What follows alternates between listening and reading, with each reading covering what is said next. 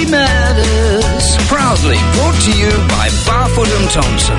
On the show today, we're talking all things investment with the fabulous Nefe from Opes Partners. Welcome to Property Matters.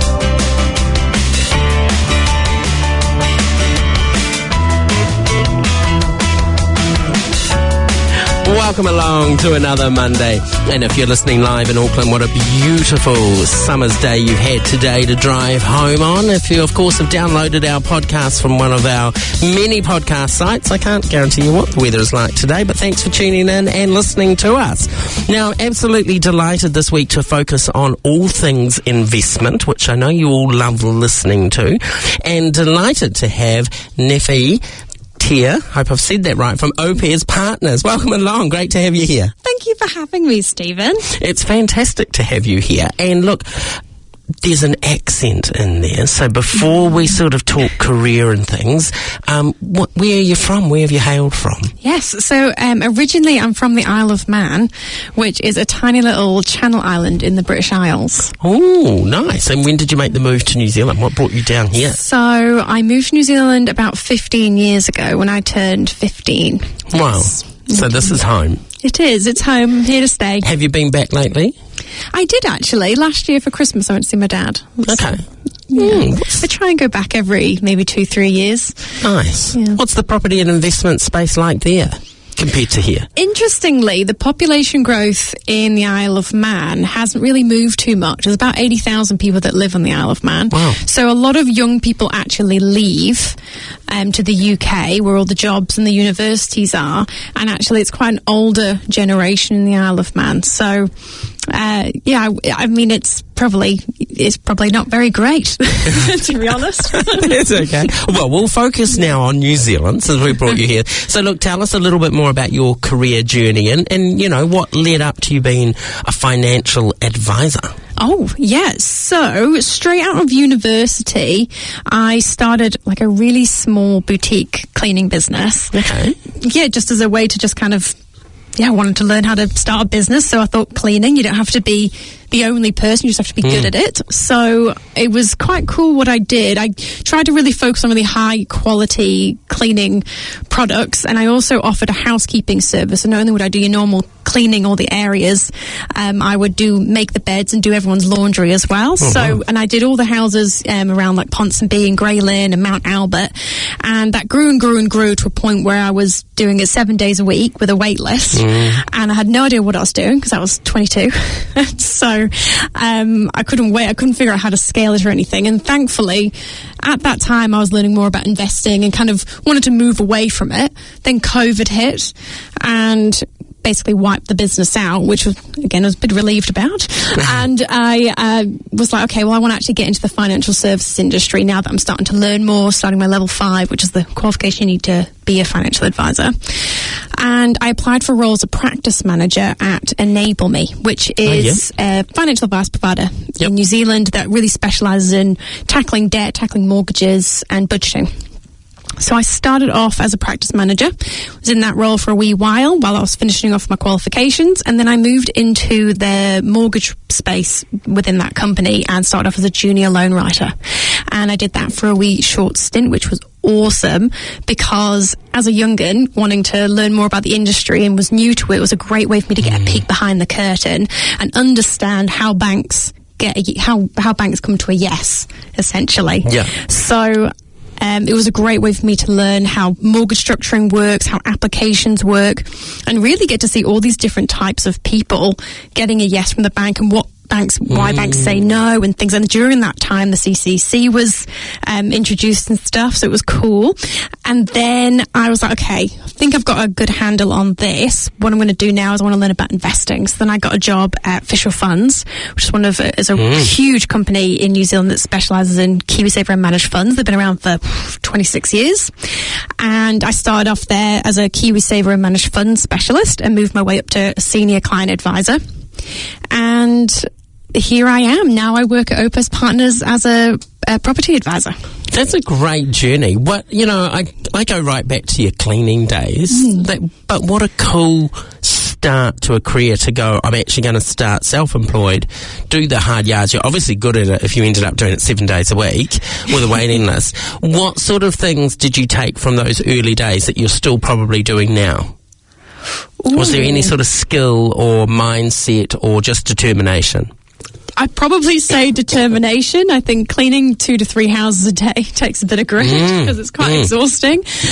Working in an office is a lot less tedious on the body now. But what's quite cool about business is it teaches you how to hustle and find work. Yeah. And being comfortable with having really uncomfortable conversations like quoting people or talking about money or door knocking and being like, hey, are you looking for a cleaner? Yeah. So it built my confidence a lot.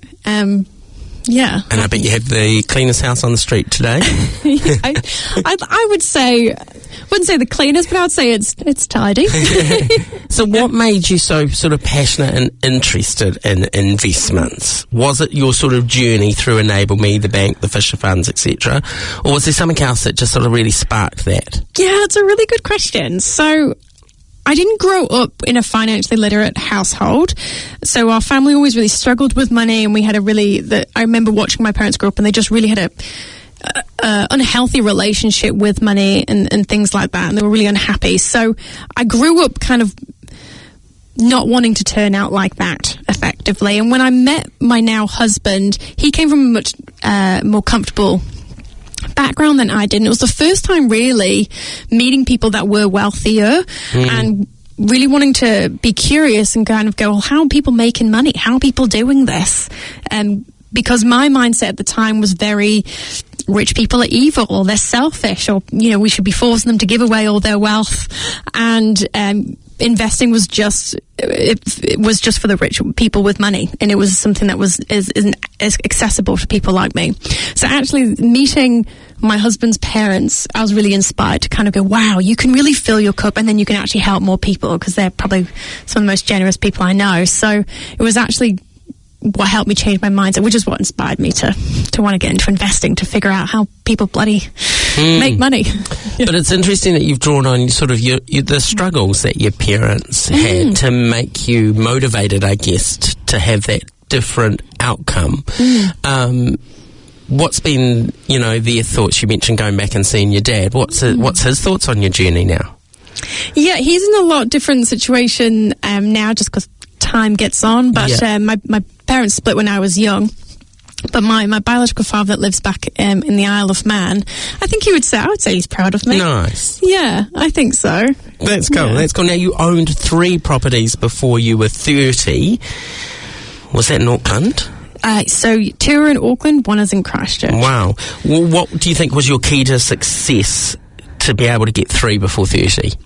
I have it's a gift and a curse, Stephen. I am a bit unrelenting. When I've got a goal in mind, I can't think of anything else, and I'm pretty determined to just do whatever it takes to achieve it.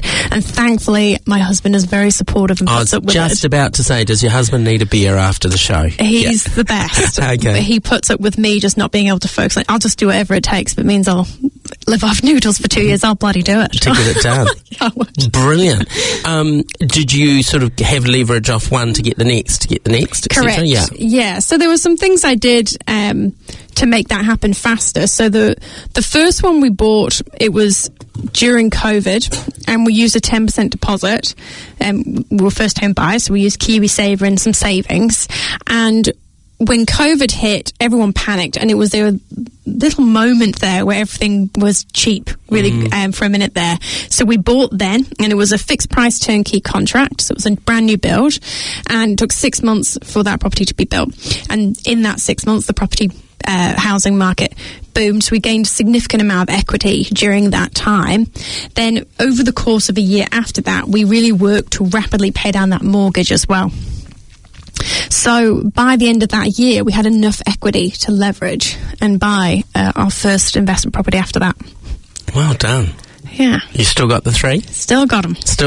Brilliant. So talking now about your day job, and take your time on this, talk a little bit about how you're helping people today on their investment journey. Oh, yes. So my job is where I get to help people in New Zealand build their wealth through investing in property. And specifically, I specialise in new build investments. So day to day, I get to talk to people from all walks of life, rich, poor, in the middle. And I get to talk about really three core things in the first instance, which is what's the goal, what's the gap, what's the plan. So I spend quite a bit of time really trying to get to know the client, really trying to figure out what are you trying to achieve, why are we trying to invest, because you're obviously here because you want something to change. And so I'll talk to them about, okay, well, when do you want to retire, what does that retirement lifestyle look like, and I'll figure out with them, okay, well, if you want to go on holiday every single year and you want to be mortgage-free on your own home and you want to be able to go out for dinner every single week, I figure out, okay, how much is that lifestyle going to cost you on an annual basis after tax and inflation adjusted? Then I'll move on to the next stage with them, which is the gap, which is usually the more uncomfortable part of the meeting. That is where we do a bit of a stock take on their financial position, and we go, okay, what are you on track to achieve based on the assets you've already accumulated so far? So if you've got some sharesies, if you've got some KiwiSaver, if you've already got property, whatever that is, we'll figure out what the client's on track to achieve versus where do they want to be, and if there's a difference there, and we figure out what the gap is. And then I'll look at the numbers, we'll look at the data, and I'll create a tailored plan to that person to say, okay, if you want to achieve this is what, if you wanted to invest in property as your vehicle to get you there, this is what theoretically you're going to need to do to get you there. And I'll try and make that as robust as possible by using spreadsheets that can forecast how many properties you can purchase in a given time frame, and I'll allow for things like capital growth and inflation and things like that. So it's a really robust plan, and if we need to tweak it, if I can't quite close, we might need to adjust the goals a little bit, whether we need to just lower that income goal a bit or add a few more years onto the goal to make it more achievable. But by the end of my first meeting with people, they're going to know what they want to achieve, where they want to be, and then a plan to get there. Do you ever have to have that tough conversation of actually there just isn't enough to play with, or do you then go, it's now about focusing on what we can do to get the things to have that money to invest? Yeah, absolutely. I wouldn't be doing my job if I wasn't transparent with people and saying, okay, that the goal that you have isn't actually, based on today's situation, isn't actually achievable. So what can we do in the time that we have and in the time frame that you have to invest? And okay, maybe we don't try and aim for $100,000 per year. Let's aim for $75,000 per year. And perhaps it might not be a passive income forever and ever and ever. It might be, okay, well, why don't we see if we can get you X amount of money to give you $75,000 a year from the age of 65 through to 90. So there's things we can do and levers we can pull to say, okay, what can we do, and do we need to tweak it and adjust? And yeah. Brilliant. And how do people pay for your time? Like, do you literally, is it a fee to be involved, or are you earning off where they may invest? Like, how does that work for the client? Yeah, correct. So we are a free service forever and always to clients, to investors. How Opes makes its money is if you decided to purchase a property that we recommend, we get paid from the developer. Gotcha.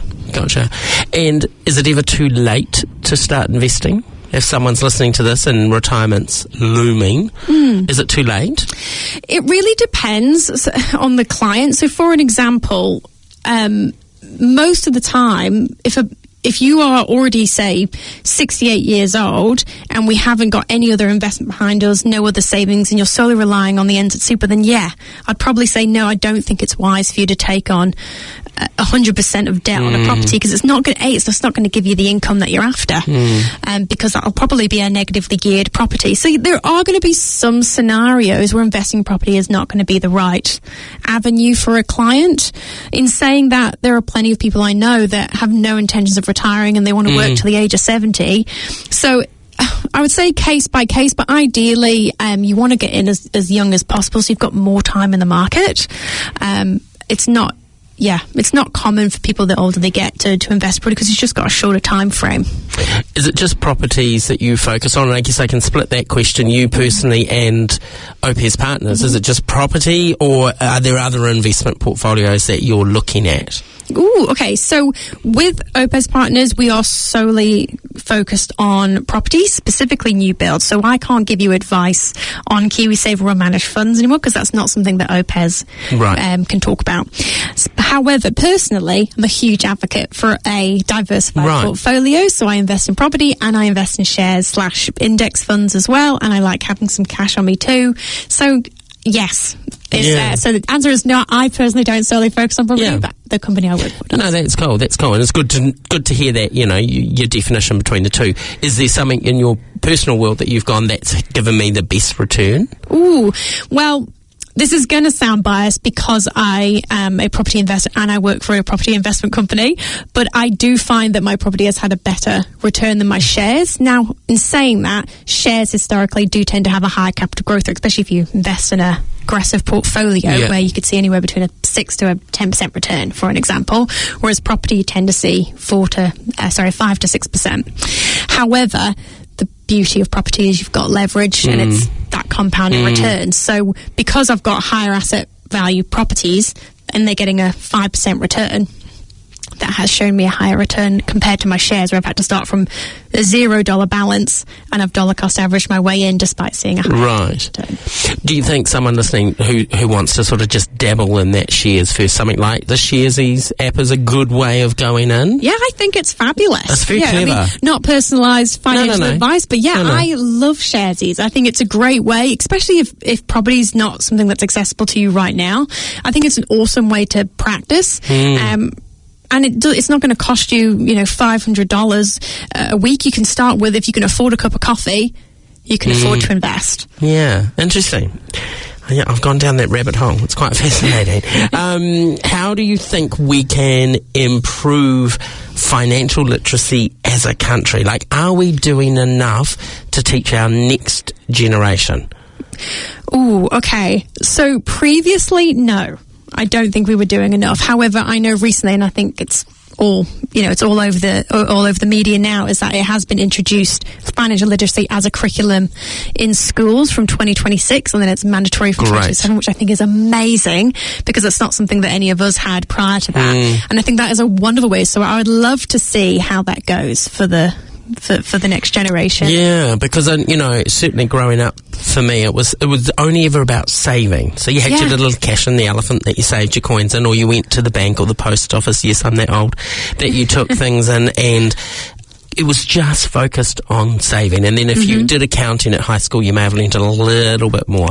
But, it'd be so cool to teach young teenagers of, what are the costs of going flatting, buying your first home. Yeah. We've had guests on the show that say, don't buy your first home emotionally for yourself. Buy that first home as an investment property. Yes. And get that building. Yeah. Exactly. Yeah, exactly. I'd love to see what the curriculum is and what those internal assessments are, and if there are any exams, just to see what they're actually learning. Is it to demonstrate how to run a budget, or is it being able to do a presentation explaining what a managed fund is? Or I would love to know what they're actually going to be teaching. That'd be really cool. You mentioned that your company focuses mainly on new builds. Correct. Yeah. Why is that? For a plethora of reasons, really. First of all, we're not experts at building or renovating and things like that. Right. At Opes, we really like the fact that with new builds, that with this data to back it, they're exempt from DTIs, which is quite handy. So technically, there's a potential there we can actually buy more properties thanks to with the DTI restrictions. Does anyone know what the DTI restrictions are? Fill them in. So DTI restrictions is basically something that the bank will test you on to stop you from purchasing too many properties and over leveraging yourself. So effectively, it's for every $1 of income that you have, you can get $7 worth of investment debt.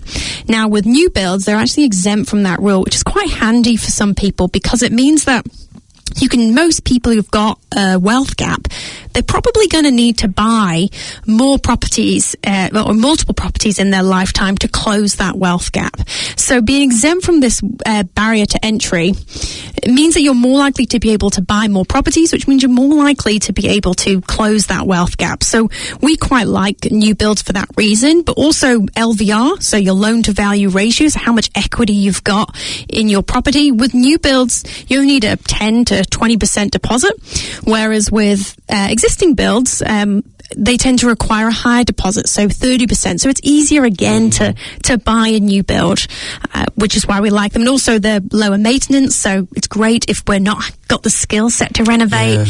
And if we want to diversify our portfolio geographically, rather than having all your properties concentrated to one area. without sounding too biased, I know, because I'm not leaning too much towards existing. It's a very valid strategy, but just for this sake, we do like the fact that it means that you can diversify your portfolio and not have to worry too much about maintenance because they're brand new.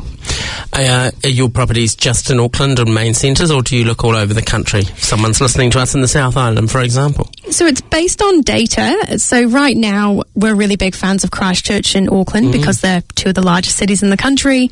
We tend to see consistent population growth in those areas and consistent capital growth, and right now they're undervalued.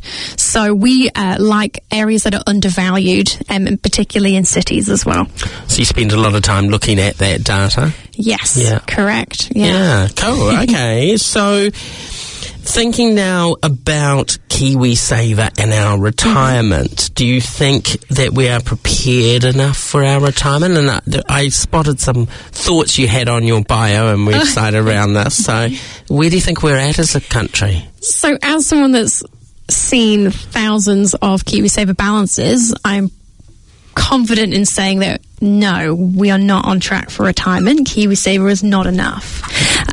I think I read something the other day recently that the average KiwiSaver balance for somebody in their 60s is about $65,000, which if your retirement doesn't start and end at 65, it starts at 65, then some of us are living to 95. Yeah. So no way do I think it's enough. Yeah. So I think we do need to kind of think, okay, what can we do to build our wealth more? So what are your top tips? I mean, is it about getting into a more aggressive KiwiSaver, changing your risk up, or is it putting more in is the key? I would say all of the above. Yeah. I think more time in the market, the better. So the earlier you can, the better. If we can increase our contributions, if we encourage employers to increase the contributions, making sure you're speaking to a financial advisor to make sure you're in the correct portfolio. So your risk tolerance, as you mentioned, because so many people, they might just get automatically signed up when they start a job and they just stay in a default fund. And they're missing out on literally thousands and thousands and thousands of dollars over the course of their career. Do you think there should be a mix, so you should have sort of a certain amount of, say 50% in a safer, a bit more mild, and 50% in a bit more aggressive, or do you just go for it, or does it depend on the risk tolerance of the person? Completely depends on the risk tolerance of the person. Yeah, for someone like me, I would not do well in just half my money in cash. I'm a very aggressive investor personally. If it's up to me, my money would be in all equities until I reach retirement. But I'm really comfortable with volatility. I'm okay with it. I'm 30 years old. I've got another 35 years until I retire. I am A-okay with volatility. However, in saying that, somebody who is close to retirement perhaps, and they've got more assets behind them and they're going to need that money and they might withdraw within the next 3 years, then they probably don't want all their money in equities. They want to move that money to something that's a little bit more stable, like cash and term deposits. Are you a supporter of KiwiSaver being used for the first time buy? Yeah, I am. Yeah. I mean, I would never have purchased my first home without KiwiSaver. Yeah, interesting. And getting back to that financial literacy, you wonder, are they teaching more about KiwiSaver? You know, if you're 18 and starting your first job and you sign up with KiwiSaver, you're instantly going to be ahead of someone who hasn't started like many of us till sort of in their 30s. Yeah. Sharesies now have put out a KiwiSaver plan, which is interesting. So I'll be curious to see where that goes. They kind of did a little bit of delving, but it's a bit early yet to get any data because they haven't been running long enough. But that's investing all your KiwiSaver through shares. Yeah, I think it's pretty cool that Sharesies are introducing their own KiwiSaver scheme because it does give people more control over what they invest in, especially if you don't want because when you invest with an active manager like a Fisher Funds or a Milford, and this is, again, not to say that it's a bad thing, but they might invest in companies that you don't want to support, and you don't have a choice in that. You just have a choice of what type of portfolio you invest in. So it gives you more control. In saying that, the chances of you being an expert at picking the right stocks, I think, can be a little bit risky. So I think, again, talking to a financial advisor that can give you some guidance, perhaps it would be a good idea. So if you know what you're doing and you're comfortable, all power to you. I think it's quite cool. Lower fees. I think it's great. Yeah. You're saying I shouldn't be going on the Sharesies app and buying shares based on the crazier name that I read, the funniest company names. Just all on Bitcoin. Yeah. Okay. Yeah. So let's focus on first-time investors. What sort of tips and tricks do you have for them to get on the ladder? what? Well, I can tell you exactly what I did when I wanted to get on the ladder. I spoke to a mortgage advisor and I said, I've got no bloody idea what I'm doing. What can I do to get in a position to make me ready to get a yes from the bank? And I had this wonderful mortgage advisor just said, hey, you need your income to be at $50,000. And my husband's needed to be at $70,000. And you need to have at least a 10% deposit. So that can be made up of your KiwiSaver. And they'll give you some guidance on, okay, what's required. And then you just reverse engineer it and go, okay, well, that means I'm going to need to save $300 a week for the next 18 months. And I would say probably for any first home buyers out there or investors, the trap that I tend to see a lot of first home buyers get into is their first home has to be their forever home. And that is something that will just keep you on the sidelines for ages. Because don't get me wrong, everybody wants a standalone home, 3-bed with a garage and a garden. But in reality, it's your first home. Just get on and I would look at properties that would make, from an investment standpoint in good areas that can go up in value, and I would just focus on what's going to get you on the ladder and what's going to help give you that growth, because chances are the house you live in today is not going to be the house you're going to want to live in 15 years. You're probably going to lift and shift regardless. So that would be my advice. And once you've got that property, how do we then use it to leverage getting the next one? Oh, okay. So I can tell you what we did. We bought in a major city. It was our first home, which you have to with KiwiSaver. You have to buy it, you have to live in it for 6 months in an area where houses tend to be cheaper. So they tend to be slightly lower socioeconomic areas. But I mean, I live in Kelston, which is really close to Avondale and New Lynn. It's absolutely fine. It's a great suburb, close to the CBD.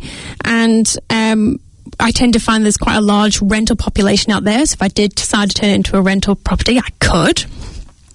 But what my husband and I did is we really focused on paying down that mortgage really quickly. Now, because I'm a new build property investor, I'm really relying on 2 things, and that is capital growth and my ability to pay down debt to increase my equity position so I can leverage again, unless I use a cash deposit on another property.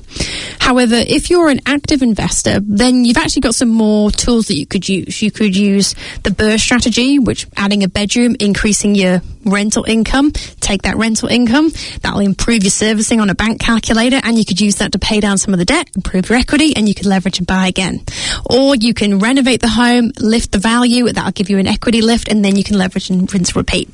Depends what strategy you go down. For new builds, you really just got to focus on paying down that debt. So I used a revolving credit facility to do that. So me and my husband will sit down and go, okay, how much do you think we could pay off this year? And we might say, oh, maybe we could do an extra $5,000. And so we'll open our little revolving credit facility. We'll talk to the bank and say, hey, can you break off a little portion of our main loan, put it into the revolving credit facility so it's now overdrawn by $5,000, and then we will spend the year really working towards getting that paid off. Clever. Yeah, and we just rinse and repeat every single year. Yeah.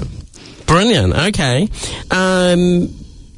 Back at the start of the interview, we talked a little bit about your own journey. So what's next for you, both, I guess, from the investment side and career side? Where are you heading next? Oh, okay. So crystal ball time. Come on. Crystal ball time. I would say, well, we've got to pay down some debt, Stephen. Yeah. So it'll just be knuckling down at work and being the best advisor I can be, paying down some of my mortgages. And because I've now got overexposure to property, I do need to start building up my shares again, so balance that out a little bit more. Nice. And career-wise, where would you like to be if I interviewed you in 5 years' time, So I definitely see myself continuing to be a financial advisor. I've definitely found my ikigai. Nice. However, I do like the idea of also having a business. So not necessarily a big empire, but I do quite like the idea of owning like a little dairy or a little hair salon or just something. On the side of doing your financial investment? Yeah. Why not? Well, you were quite good at cleaning back in the day. Maybe now you've learnt enough to set that cleaning franchise up. Maybe. Okay. How do you measure success in your life? How do I measure success in my life? This is a tough one, Stephen. I'd probably say just the fact that I'm trying. I'm quite okay with if I failed at building the wealth and achieving my financial goals. At least I can say, you know what, I really gave it a go. Yeah. I really tried and I learned something. So I would say that's how I measure success. It's just I'm trying. Nice. Is that diversity too, by having some in property, some in shares, then also you're spreading that risk for success? Yeah, I think so. And I like shares for the fact that it's just a little more liquid than property. I just think it's, KiwiSaver, we can only have one provider, can't we? We can't have like X amount with one and X to try out different. Yeah, that's a shame. Yeah, I mean, I think that's probably one of the benefits of having something like Sharesies, where you can kind of pick some different portfolios and things. And I think it's Invest Now, or is that something else? But yeah, it's a shame. But you can always say, for an example, if your KiwiSaver's with Milford, then you could have a managed fund with Fisher Funds, for an example. So you could do it that way. Yeah, nice. So your career as a financial advisor, you mentioned at the start having to do your level 5. Like, what's involved for you from a qualification point of view, and also what do you do to keep upskilling? Yeah, so to be a financial advisor, you need your level 5 in financial services, and then you would specialise in a particular field. So it's usually broken up into 3 main parts, which is your insurances, residential property lending, or investing. So if it's investing, you're generally going to be a financial advisor that specialises in shares, KiwiSaver, managed funds, property. If it's residential property lending, chances are you probably want to be a loan writer or a mortgage advisor one day. And then insurances, insurances. So when I did my level 5 in financial services, I did my residential property lending paper, and I did my investments strand as well. Okay. If you're giving advice to somebody who's, thinking about starting all this out, etc., apart from obviously talking to professionals like yourself, who else do you think should be in their professional toolkit that they get advice from? Are we talking like lawyers? And absolutely. Who should we be making sure we've got in our toolbox before we sign our life away? Yeah, you need your investment panel. So that's a nice way of saying it. You need you always want to get a good accountant. They're worth the weight in gold. Good property manager. Having a good property manager that's really good. A good solicitor that's an expert in the field that you're specialising in, whether that's property or something else, and a good financial advisor. And I always think it's really good as well is to just be part of a community that's doing the same thing as you. I think a lot of people get really easily talked out of investing at the family barbecue or talking to the plumber. And so actually being in a community where you can actually share your stories and be comfortable talking about money and your experiences is a great learning platform as well. And there's some good online groups, property investor groups and Facebook, etc., where people do just go, hey, this has just happened, is this right? Oh, absolutely. Yeah, I mean, again, you've got to filter the answers. Yeah. And AI is not necessarily correct, but having those networks, I agree with you. So what else does Opes Partners do? So think of us as like a one-stop shop for new build property investing. So we have an end-to-end service. So not only do you have a team of financial advisors that you can work with, but then we also, if you go, do you know what, Opes is the right fit for us, but we don't want to have to keep going to this professional. We do have that service where you can go, hey, we've got a team of mortgage advisors as well that can help. We also have a property accountants team. We also have a property management team, which means that if you're new to this or you don't want to be left in the dark and you just want that little bit more hand-holding, then we can walk through that entire process all the way to settlement and property management. And then we rinse and repeat every single year, and it's awesome. Nice. Yeah. So if you look back on your career journey so far, and you've got a lifetime ahead of you, what do you think was some of the biggest challenges in your career? Some of the biggest challenges in my career that you had to overcome? Probably my age. Yeah, I would say. I think it's really, because I'm so young, I think it's really difficult probably for some people to want to trust the advice that I'm giving them, because they're going to say, well, bloody hell, what do you know? Yeah. Is that where you tell your story? I've got 3 houses by the time I was 30. Do you tell that story as part of your pitch? Yeah, a little bit. I think you should. Yeah, maybe. I guess it depends on the person. But yeah, I think probably just my age, I've learned a lot in a very short period of time. So it's just making sure that people trust me and that I am qualified and I do know what I'm talking about. And I've been trained extensively. We've got a wonderful team, compliance team at Opes, where they make sure that we're staying on top of all of our continuous professional development to make sure, so, yeah. Personal highlight, if you look back and go, that was a defining moment in my career journey? Which could have been your personal things that contributed to it? Well, I've always wanted to work at Opes. Okay. Yeah, so when I was a cleaner and I was trying to get financially literate whilst I was trying to run this business, I would listen to their podcast every day while I was cleaning, and along with loads of others, but I always knew I wanted to work at Opes at some point, and so that was really cool to be able to see that actually happen and finally become a financial advisor here. For personally, though, as a personal achievement, I would say buying my first home. I think I never thought I'd ever be able to buy my own home. It's really easy, I think, as someone who's young, to get wrapped up in all the echo chamber of what the media say about how it's too hard and, we'll never be able to buy a house. So to actually be able to achieve it was really cool. It told me that anything's possible.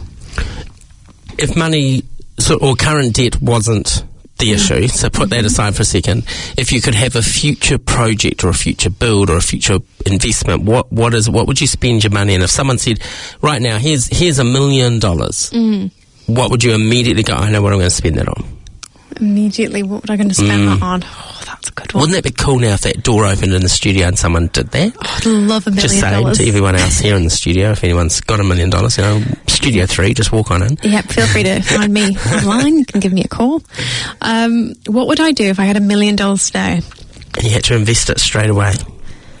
If I had $1 million, I'd probably invest it either into property or the S&P 500, personally. Okay. I would, yeah. Why the S&P 500? Well, it's an index fund. It's low fees. Yep. No actively managed fund has ever outperformed it. And it's extremely diverse. It's 500 of the top performing companies in the US. I love it.